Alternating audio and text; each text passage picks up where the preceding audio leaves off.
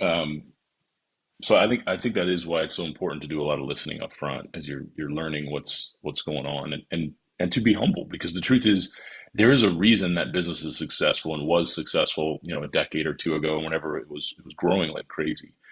So so I have found actually, the key to great creative is you bring forward something that feels familiar, but it has a twist or it has a change so that familiarity creates a level of comfort and trust, and then all of a sudden that change creates a level of interest and sort of intrigue to whatever it is. I think it's the same way with actually business strategies. If you can actually go back into the history of the company and what made it great, and extract the piece that is still relevant of that. And usually it's a pretty significant piece. It's a foundational piece of the organization and why it was established.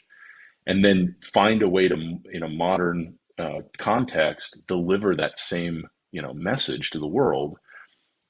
There's a there's usually a pretty quick embracing of that change, at least for the people that were around when the original foundation occurred. So a very simple example at Wendy's, we use "Where's the Beef" and Dave Thomas's early work, where he essentially said, "Why would you go anywhere else?" as the foundation for the challenger brand that emerged on social media.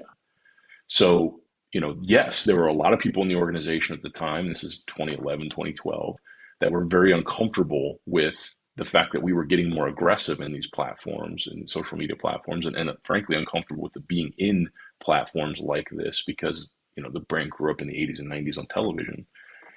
But they could see the DNA of the original work.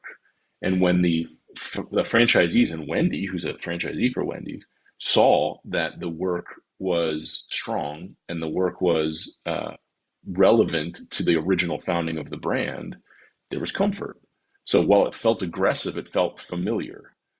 And that's exactly what they're doing today. The team is killing it over there today, getting into things like gaming, but they're still using that challenger mentality as the foundation of it.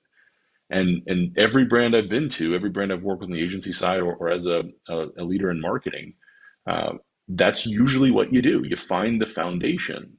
At Papa John's, it was about better pizza. And we had to use modern things like performance marketing to actually outflank and say the better pizza story to people before they made the final decision about what pizza to order. At Potbelly, it came back to reestablishing the food, the sandwich, because the sandwich category is pretty saturated, but ultimately, most of the products aren't that great out there, I would argue. Go back to the food, the core, which is a hot sandwich from Potbelly, and the environment that's just totally different than any other environment you can experience in a sandwich shop.